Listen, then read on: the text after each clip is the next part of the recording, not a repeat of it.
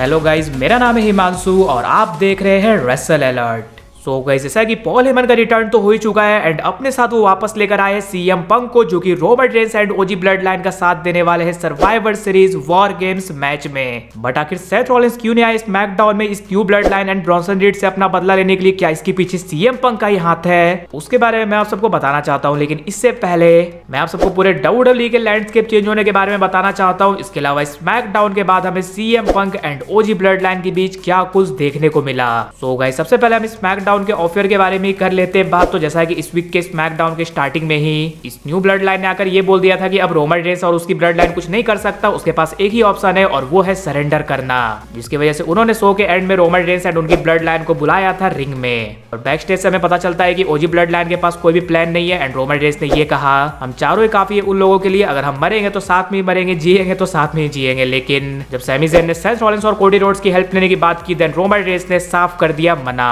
वहीं main event में सबसे पहले तो ये न्यू ब्लड लाइन आती है, उसके बाद फिर तुरंत ही हमें ओजी ब्लड लाइन की एंट्री होते हुए दिखती है। और फिर अगेन सोलो सिक्वा यही कहते हैं कि ना तुम्हारे पास वाइज मैन है, ना तो तुम्हारे पास फिफ्थ मेंबर है, इसलिए तुम सरेंडर कर दो और हमारे साथ आ जाओ और हम लोग मिलकर पूरे WWE को चलाएंगे।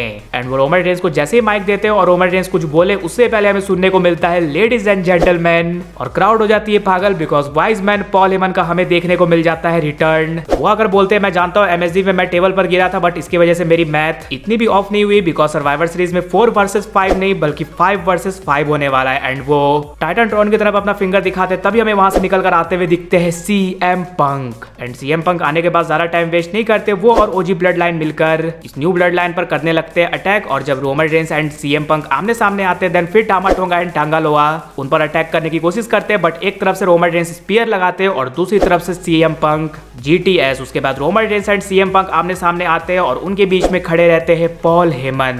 क्राउड दिस इज ऑसम के चैंट तो लगा ही रहा था, बिकॉज पॉल हेमन ने ना ही सिर्फ सीएम पंक को वापस लाया रोमन रेंस के लिए, बल्कि यहाँ से उन्होंने एक तरह से Roman Reigns versus CM Punk का ड्रीम मैच कर दिया है टीज। बिकॉज रोमन रेंस के करियर की स्टार्टिंग टाइम में हमें उनके एंड सीएम पंक के बीच काफी कुछ देखने को मिला था, और अब ये डिफरेंट रोमन रेंस और डिफरेंट सीएम पंक है, इसलिए इनके बीच हमें आगे काफी कुछ देखने को मिल सकता है, जिसकी स्टार्टिंग हमें इस वीक के स्मैकडाउन से होते हुए दिख गई। बट बात कर ली जाए स्मैकडाउन के ऑफर में हमें क्या कुछ देखने को मिला, तो WWE ने खुद इससे रिलेटेड वीडियो रिलीज की है। बिकॉज रोमन रेंस आगे बढ़ ही रहे थे वी द वन की साइन बनाने के लिए, तभी शो हो जाता है। एंड लेकिन गाइस, हमें ये देखने को मिलता है रोमन रेंस एंड उनकी ओजी ब्लड लाइन तो फिंगर अप कर वी द वन की साइन बनाती है, बट सीएम पंक हमें फिंगर अप करते हुए नहीं दिखते, वो अपने GTS का साइन बनाते हैं। और सीएम पंक ने रोमन रेंस के अलावा सबसे गले वगैरह मिलाए, यानी कि देखकर पता चल रहा है जिस तरह से ब्रॉन्सन रीड ने इस न्यू ब्लड लाइन को अच्छी तरह से ज्वाइन कर लिया, उनके साथ वी द वन की वो साइन भी बनाते। सीएम पंक के साथ ऐसा कुछ भी केस नहीं है, उन्होंने बस पॉल हेमन के लिए ही इस ओजी ब्लड लाइन को किया है ज्वाइन। वैसे क्या आप हैप्पी हो सीएम पंक के 5th मेंबर होने से, या फिर किसी और को होना चाहिए था? वो जरूर से नीचे कमेंट कर बताना। एंड यस, सेथ रॉलिंस नहीं आ पाया इस वीक के स्मैकडाउन में, क्या उसके पीछे सीएम पंक का हाथ है? उसके बारे में मैं आप सबको थोड़ी देर में बताऊंगा।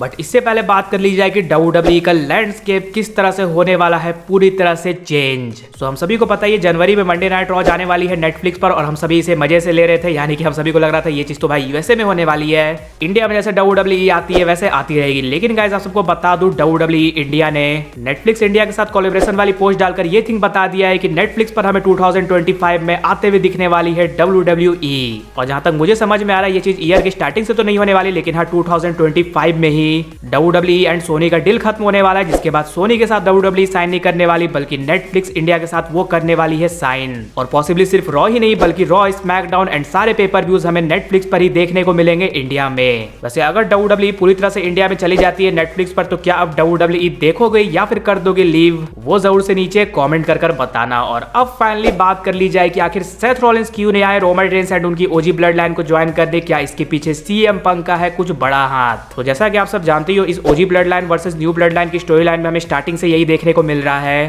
कि सेथ रॉलिंस की एंट्री WWE एक तरह से टीज करी है। सबसे पहले तो ब्रॉन्सन रीड ने ज्वाइन कर लिया इस न्यू ब्लड लाइन को, फिर रॉ में जाकर सोलो सिक्वा एंड इस न्यू ब्लड लाइन ने सेथ रॉलिंस को मैच करवा दिया कॉस्ट। लेकिन एट द एंड हमें सडनली देखने को मिलता है कि पॉल हेमन आते हैं वापस, और वो लेकर आते हैं सीएम पंक को, जो कि ज्वाइन कर लेते हैं रोमन रेंस एंड उनकी ओजी ब्लड लाइन को। सो आखिर WWE ने ऐसा सडन डिसीजन क्यों लिया? क्या ये कुछ फ्यूचर में लीड करने वाला है? सबसे पहले तो गाइस, बहुत फैन सोशल सोशल मीडिया पर ये चाह रहे थे कि सेथ रॉलिंस ज्वाइन ना करे रोमन रेंस एंड उनकी ओजी ब्लड लाइन को, बिकॉज ये कुछ सेंस नहीं बनाता, जिसकी वजह से WWE ने मे बी ये डिसीजन लिया। बिकॉज सीएम पंक का आना थोड़ा ज्यादा सेंस बनाता है, बिकॉज उन्हें लेकर आए हैं पॉल हेमन। और सेथ रॉलिंस और सीएम पंक की जहां पर भी बात आती है, आप सभी को पता ही इनके बीच हमेशा से कुछ ना कुछ कनेक्शन है। इनका WWE मैच प्लान कर रही है रेसलमेनिया 41 में, सो आप सब एक्सपेक्ट कर सकते हो भले ही सेथ रॉलिंस ऐड ना हुए इस मैच में, लेकिन उनका हमें देखने को मिल सकता है कुछ ना कुछ रोल। मे बी वो इस न्यू ब्लड लाइन से अपना बदला लेने को आए वॉर गेम्स मैच में, लेकिन वो सीएम पंक पर भी कर दे अटैक, या फिर वो अब अपनी इंटरेस्ट दिखाए Roman Reigns and OG blood line को ज्वाइन करने के लिए सीएम पंक को हटाकर। यानी कि जो भी हो, सीएम पंक की वजह से जब सेथ रॉलिंस बाहर हुए इस मैच से, तो डेफिनेटली से WWE कुछ ना कुछ कनेक्शन हमें दिखाते हुए दिखने वाली है, बिकॉज इस न्यू ब्लड लाइन ने सेथ रॉलिंस को मैच कॉस्ट करवाया और वो अपना बदला ना ले, ऐसा तो होगा नहीं। लेकिन गाइज आप सब मुझे ये कमेंट कर जरूर से बताना कि आपके अकॉर्डिंग कौन सा बेस्ट डिसीजन था, सेथ रॉलिंस को ज्वाइन करवाना या फिर सीएम पंक को ही। इसके अलावा अगर वीडियो पसंद आएगी तो वीडियो को भी लाइक कर दीजिए और चैनल को सब्सक्राइब करने के साथ साथ उसके बगल वाले बेल आइकन को भी जरूर प्रेस कर दीजिए। तो मिलते हैं गाइज अगली वीडियो में।